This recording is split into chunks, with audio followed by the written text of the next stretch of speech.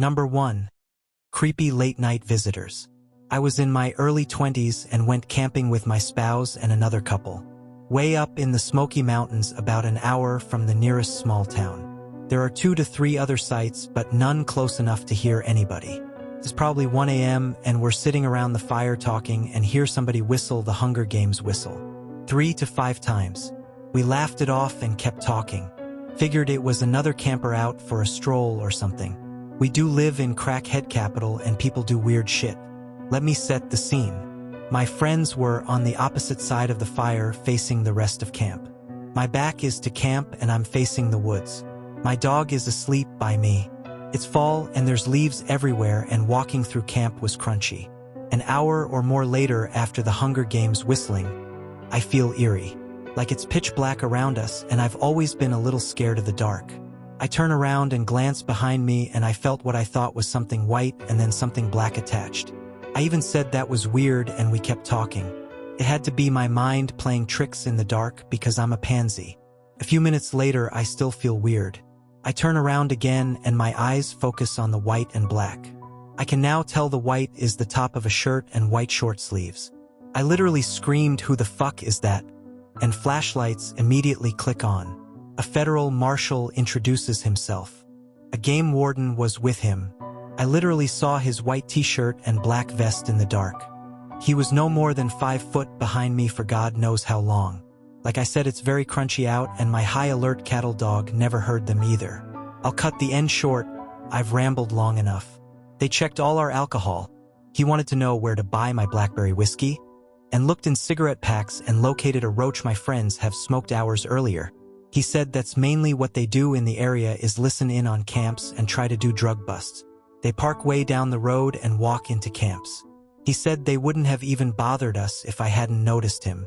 Wrote my friend a $300 ticket for the roach and disappeared back into the dark. Scared the fuck out of me to say the least. I don't think any of us spoke the rest of the night and we packed up early the next morning and went home a day early. We camp a lot and 10 years later I still get a little sketched after dark. How 4 people and a dog could be snuck up on in the woods like that still creeps me out. Number 2, forest encounter. So, I live in the southeastern corner of South Dakota. There isn't a lot of wooded areas down here, but there is some. My boyfriend and I have been spending lots of time exploring the few wooded areas that we have. Yesterday afternoon, we went to this one area. We would not have expected anything to happen because it was still decently close to the town of Brandon. If anything, our concern would have been people. This park/wooded area has lots of things to explore for the area and we brought one of his friends with us. We are more intense with our hikes than he is, so he let us leave him behind and we went exploring off the beaten trail and did our own thing. By the time we were getting back to the area we left him, the sun was starting to set and he wasn't there, so we called him up and he said he was headed back to the car. It's important to note that during this time we were making these screams back and forth at each other trying to see if we could hear each other beyond the phone.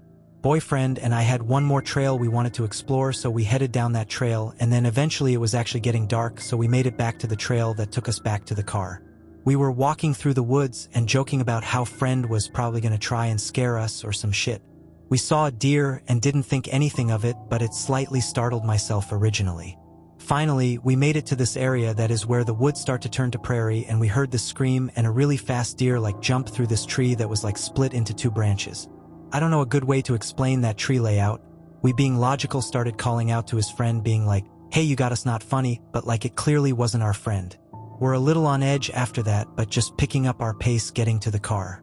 Him and I took turns kind of looking back behind us and I saw what looked like an obese man just kind of standing on the trail behind us, but it had more of a ghost-like presence to it than an actual man. Boyfriend looked back at some point and said, "Hey, I don't want to scare you, but like it almost looks like there is a person back there or something." My face just dropped and I said word for word, "You saw it too?" And then we just kind of looked at each other and ran. We ended up taking the wrong path, so we had to run a lot longer. We eventually made it back to the car. His friend was there and he swears on his life he wasn't fucking with us.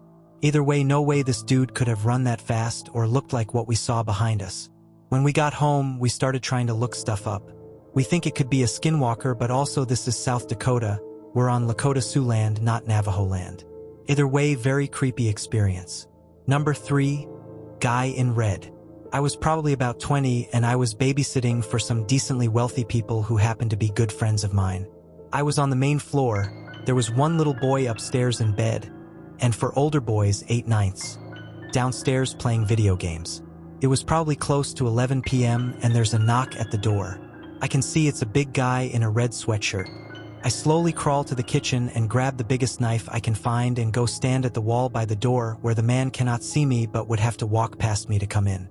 I call the homeowner because they have that Ring doorbell, and this was when it was very new and few people had it, so she can talk to the man through her phone.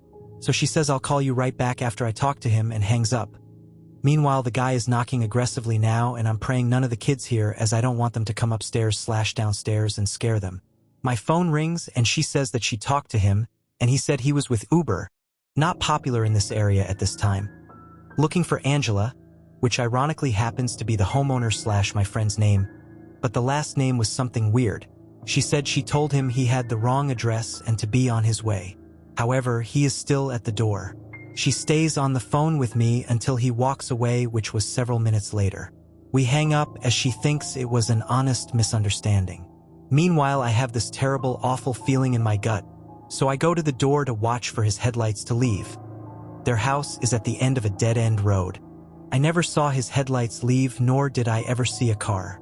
I laid on the couch staring at the door until daylight at 7 a.m. when I finally fell asleep, only to be awoken by the kids at 8 a.m. The whole time this big man was standing at the door, all I could think to myself was, "I'm a 20-year-old, 100-pound, 5'3" and female. You have to kill him. If he comes through that door, you have to give it your everything and kill him. You have to protect these 5 little boys. You have to stab him and don't stop." It's honestly a scary way to think, but the motherly instinct in me was telling me I have to save the kids at all costs. Thankfully, he never came back that night and I didn't have to test my strength.